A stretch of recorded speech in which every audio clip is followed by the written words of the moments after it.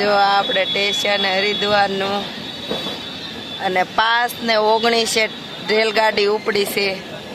જો દાદરા લિફ્ટ છે, અહીંયા દાદરા ઉપર ઉભું રહેવાનું એટલે ઉપર ઓલી લિફ્ટ નથી.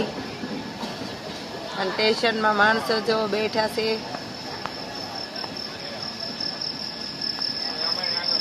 અને આપણે હવે જવાનું છે ભાવનગર.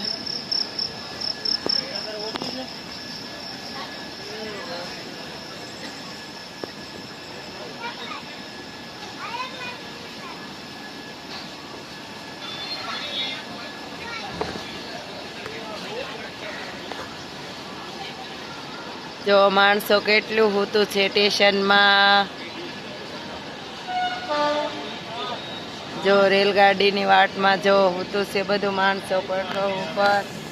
હરિદ્વારથી હવે આપણે નીકળી ગયા છે સ્ટેશનમાંથી. આપણે હવે સ્ટેશનમાંથી નીકળી ગયા છે હરિદ્વારમાંથી. હવે આપણે જવાનું છે ભાવનગર.